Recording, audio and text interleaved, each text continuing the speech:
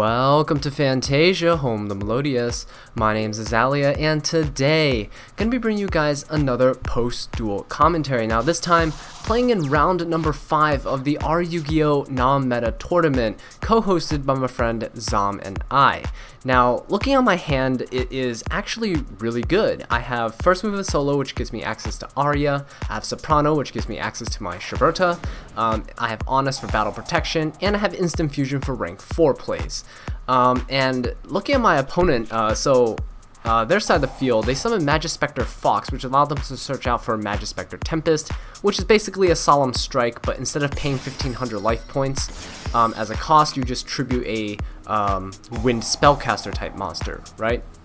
So then my opponent activates Ties of the Brethren. So if you have been around on my channel, you know that I love Ties of the Brethren in Melodious. It's such a fun card.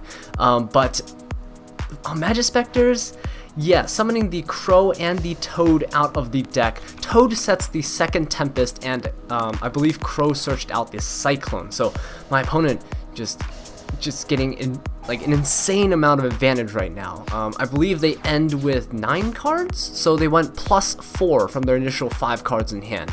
That's absolutely ridiculous.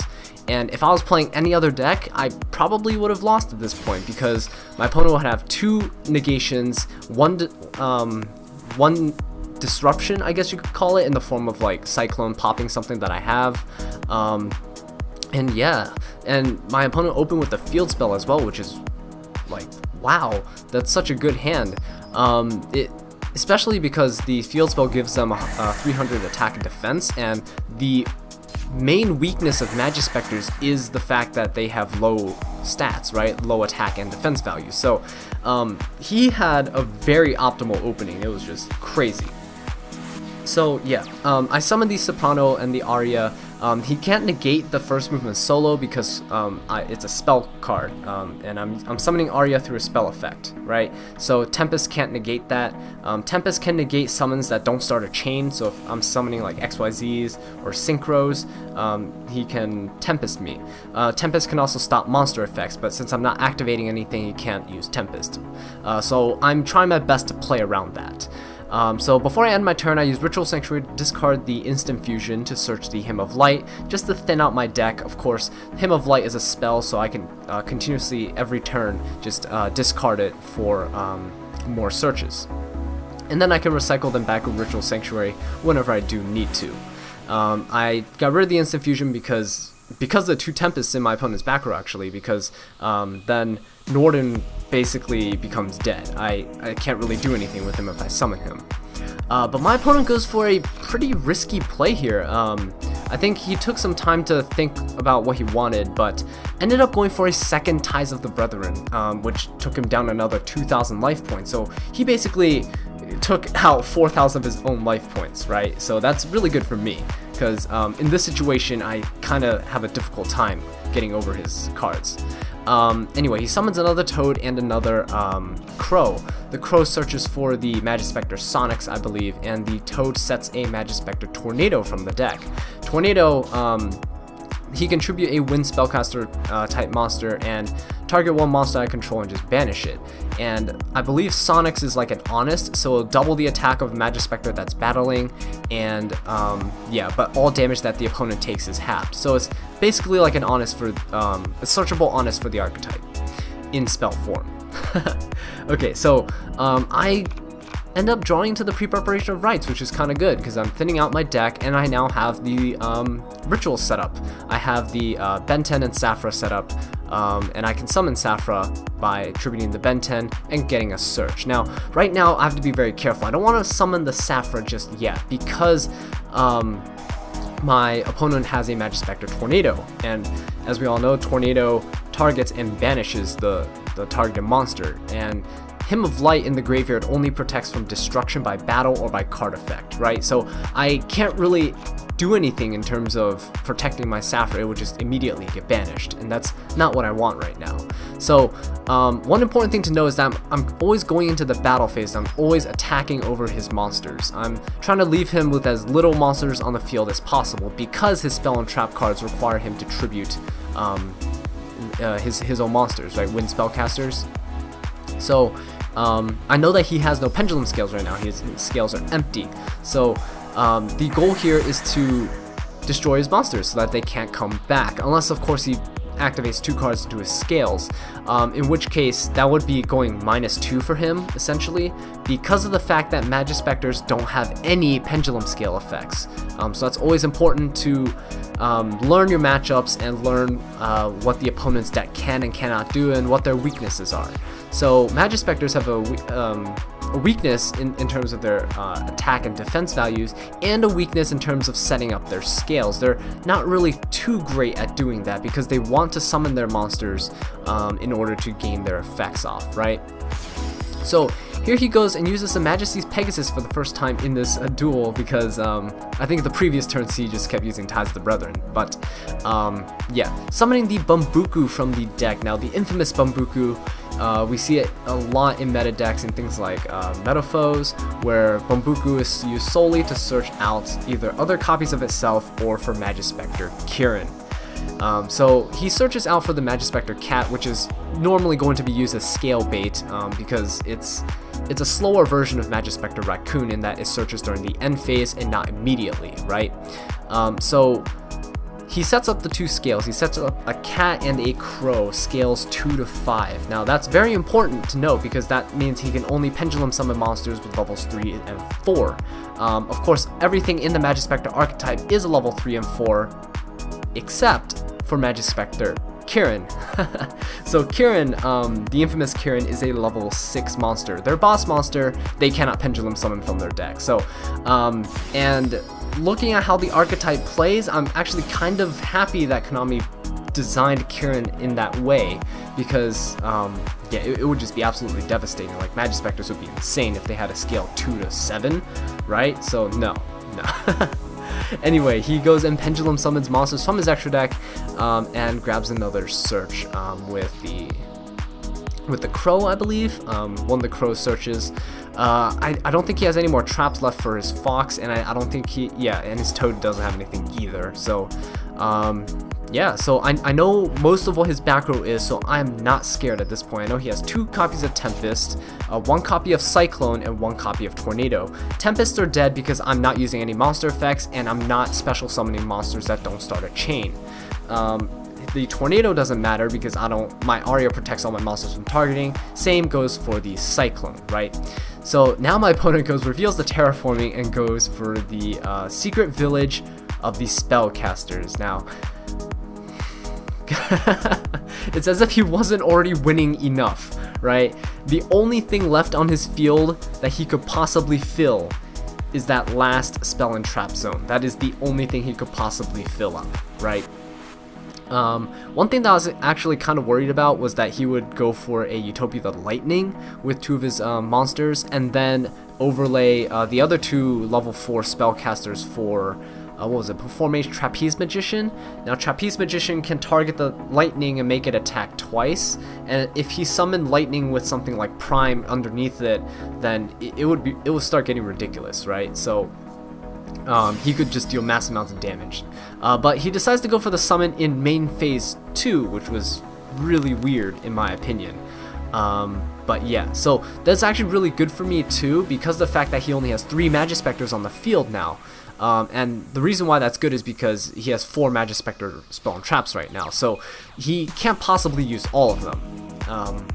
The less monsters that less Majespecter monsters, or maybe I should say the less wind spellcaster type monsters he has on his field, the better it is for me, because it's less stuff that he can use to tribute for spells and traps. So my goal here is to clear his field, just clear everything out before I go for a play.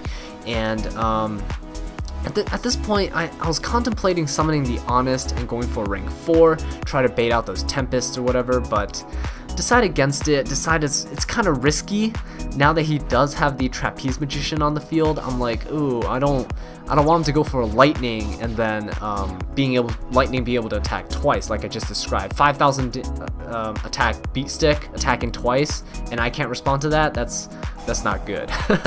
So my opponent goes ahead and activates Secret Village of the Spellcasters. Probably should have done it last turn because he searched it last turn, but yeah, I mean, I wasn't gonna get over his field anytime soon. Even with cards like RYNMT3, Board Wipes, those don't affect Majespecters because they cannot be targeted by card effects and they cannot be destroyed by card effects. So the only real way to get rid of them is by battle.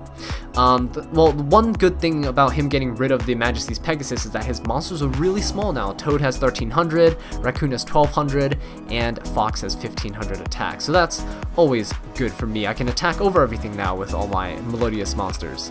So Babuku searches for another, I believe, Majespecter Fox, but it doesn't really matter at this point because he searched out all of his back row.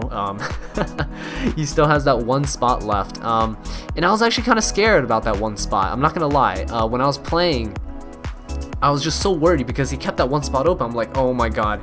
So he knows he plays the RYNMT3. He's just waiting for the RYNMT3. He's gonna draw the RYNMT3. He's gonna RYNMT3 me. I'm gonna lose to RYNMT3. Just too much RYNMT3, right? Really scared of that card because it's one of the only, it's one of the, not the only cards, but one of the few generic cards that decks have to out Arya with, right? So at this point, my opponent, oh my god, he's summoning Utopia. No, I can't let this lightning happen, right? Lightning with Trapeze? Nah, I can't have that. So the scenario that I described earlier, yeah, I think he kind of realized, right? Because I've been keeping my Melodious monsters low attack value monsters in attack position. So I think he's trying to exploit that. But I flipped the Vanity's Emptiness saying no to the lightning, right? Hell to the nah. So we have Vanity's Emptiness up, which means I can't do anything either. But that's not too bad, I guess. He doesn't have lightning, so he can't go for massive amounts of damage, but he does have Utopia and Trapeze, 2500 attack each, which is pretty beefy. Oh, never mind then. The Fox did have targets, so he searched out for another copy of Majespecter Tornado, which is in his hand, but then he does it. He activates the Moon Mirror Shield. He activates the Moon Mirror Shield and takes up the last spell and trap zone that he has open, which was amazing because now he has Moon Mirror Shield, which he can't get rid of. He has 2 Tempests, which I'm not going to let him use. He has a Tornado and a Cyclone, which he can't use because Arya cannot be targeted, right? So yeah, at this point I'm like, well, you know what? I think I'm perfectly fine with this. So my opponent attacks with the Trapeze Magician, I believe, first. Yeah, attacks with the Utopia second. I'm just not activating Honest at this point. I'm holding down my right click, not letting Honest proc. Mostly because if I drop the Honest, he can just tribute one of his Majespecters to negate the effect of Honest, right? And that clears up a back row, that clears up a monster zone for him. It's just really good for him overall. But for right now, I'm like, okay, well, you know, I'm completely fine with this. I can play the waiting game, right? Because I have way more cards in my deck than he has in his, thanks to all of his searching and deck thinning. He has 17 cards to my 27. So I can outlast him if I'm trying to deck him out, which I believe at this point, I think that's my only way of winning, is just resorting to decking out. If this was a game in real life, I would probably win in time because I have 1200 more life points than he does. So yeah, I'm feeling pretty confident in my field, just Arya. No fear of RYNMT3, no fear of Dark Holes, nothing. None of that because he clogged up his own back row. Like, just look at his field. It's completely filled up. 5 monsters, 5 back row, 2 pendulum scales, and a field spell. The only thing that's not filled up is his hand right now, which has only 3 cards. But, you know, he can't play anything, so we probably just have to wait another 3 turns until we see him have a full everything. But on the contrary to me, I have 6 cards in hand, so I have a full hand, but I can't really do anything. Vanity's Emptiness blocks out my own Saphra, and even if I were to summon Saphra, I'd just immediately get banished by Tornado, so there's no real point. Getting really dumb draws now with the Ritual Sanctuaries, just one after the other. Hey, here we are. So I want to keep the Ritual Sanctuary in my hand. You never want to lose all 3 copies of your Ritual Sanctuary, because at that point you lose your grind game, and you lose the advantage that you can get with looping Soprano and Cannon. You lose your ability to search, you lose your ability to recycle powerful spell cards, and it's just a really bad scenario overall, right? So at this point, I'm like, okay, we're definitely just playing the waiting game, right? Definitely playing the waiting game. I discard the first move of solo just to thin out my deck, because I'm thinking of going to thin out my deck for some back row removal. I believe I'm playing Twin Twisters in this build, so if I can grab that Twin Twisters, I can just discard whatever, destroy the Tornado and something else, and then be all good, right? So that was my train of thought. Wow, Preparation of Rice actually has no more targets because I searched them all with searched them all in Ritual Sanctuary. Okay, so yeah, my opponent can't do anything at all. Yeah, I drew the Maxi a bit late. Drew the Maxi a bit late, but that's fine. Into the graveyard it goes. So yeah, bit of a downtime here, so I can talk about the Majespecter matchup, I guess, overall, which Melodious tends to have a really good one. Unless, of course, they lock you out real early with the Secret Village of the Spellcasters, or if they just opened really well and you don't open with Arya. Because if you don't open with Arya, the matchup becomes exceedingly difficult, right? Because if you have a Soprano and you special the cannon, they could always just get rid of your cannons. They can stop your fusion plays by negating Soprano's effect. They can do a lot of stuff. Yeah, I remember I had a pretty decent build back when Majespecters first started becoming popular. That was when Pendulum Magicians were still a thing, and I played cards like Mistake. I played cards. I played Polymerization and Tam Tam. Polymerization really helped because it was a summon. It allowed me to access things like Shiberta without starting a chain, so without using Soprano's effect, for instance, so that they can't use Tempest to negate it. You can't negate Polymerization with Tempest, so that was always little interactions like that I paid attention to when I was deck building for the format. But yeah, he has 9 cards in his deck. One thing that forgot to mention, I believe he discarded it like a turn or two ago, but he had that Ghost Fairy Alfuria or something like that, so I just kept in mind that, okay, he runs that as a tech. I believe it just mostly used to stop XYZ plays and stuff, but whatever. It's not too important, it's just nice to keep track of what your opponent has, because my opponent at this point is going through like their entire deck. So because they're going through their entire deck, I can gather as much information as I possibly can before going into the next game, right? So at this point, it's not very smart for him to continue going like this. Yeah, and there we go. We see this surrender coming out. So like I was saying, it's not very smart to continue going if you know you don't have an out to the field, because all you're doing is really giving your opponent more information about your deck. Alright guys, so that does it for game number 1. Let's move on into game number 2. Alright, welcome back guys to game number 2. So during the side deck process, I don't think I've been talking much about my side deck process in this series of videos with the tournament, but now that I remember, I'll try my best to start doing it. I believe I sided in my 3rd Twin Twister, and then I sided out things like Summoner Monk and 1 copy of Instant Fusion, just because Instant Fusion is not too important to have in this kind of matchup. Norden is very bad because they just get negated most of the time. But yeah, my opponent starts off with the same field that they started off with last time, so summoning the Fox and getting a search, summoning the Crow and the Toad with the Ties of the Brethren, and grabbing 1 set card from the deck and then 1 search to the hand. So I believe Toad right now is trying to set a card. Yeah, there we go. Setting a Tempest. So my opponent searched the Cyclone with the Crow, searched a Tempest with the Fox, and set a Tempest from the deck with their Toad. And there we go. Out comes that back row. So at this point, I'm thinking, oh boy, there's no first move in solo. I don't have access to an Arya, and that is very, very bad. So I'm looking to this top deck, the 6th card, and I'm thinking, please be something. But no, it was a Metamorphosis Fusion, which is fine, because I do have that Terraforming to go into Ritual Sanctuary, and Ritual Sanctuary can discard the Metamorphosis Fusion, so I can have 1 more chance at a draw, right? I have Upstart Goblin and Metamorphosis Fusion. I have 2 more chances at drawing, actually, which is really nice. So yeah, activating the Ritual Sanctuary and discarding the Metamorphosis Fusion to go for a search. Probably should have Upstart Goblin first, just in case, because you know that when I search for the Benten, I Upstart, I'm going to be drawn to another Benten. Oh, well, never mind. We're getting the Sapphire's because we drew into the pre-preparation of rites. So yeah, and we have the Metaphors Fusion in our graveyard as well. So that is always very nice to have. Should just shuffle it back and draw another card. Blah. My mouth is like dying. I can't say words anymore. This has been a very long video so far. Alright, so shuffle it back and oh my god, yes! Yes! We got the Twin Twisters.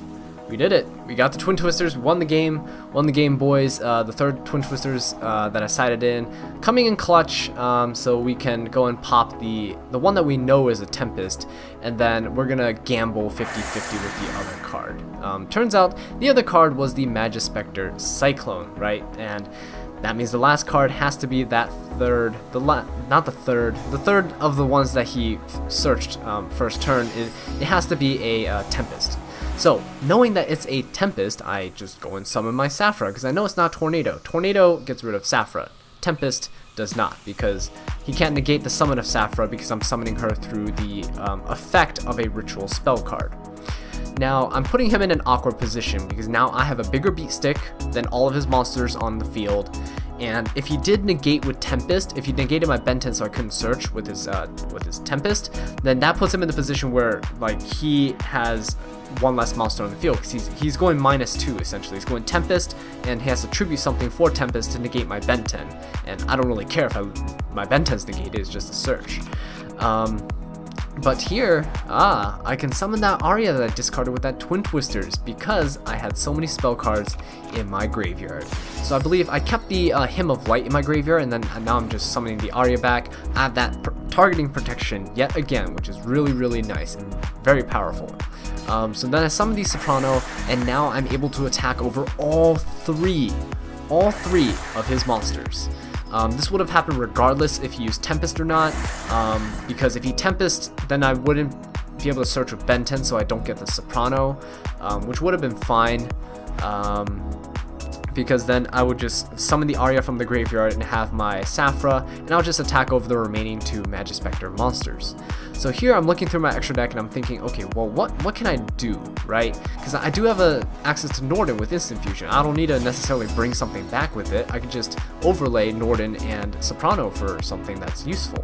So I believe I decided to go for a Fairy Cheergo just to get that draw, just see what I can get, because I do have that Solemn Strike, and Strike, oh my god, Strike. It is such a powerful, such an amazing card.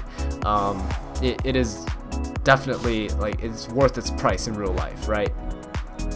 So ended up discarding the Soprano that I had in my hand for Sapphire's effect, and I have the Hymn of Light and the Honest in hand. Now Honest, really good. So if he summons a big monster and tries to attack over something, I can drop the Honest, and he has the choice of using Tempest to negate my Honest, but that means tributing whatever monster that he was using to attack him to begin with.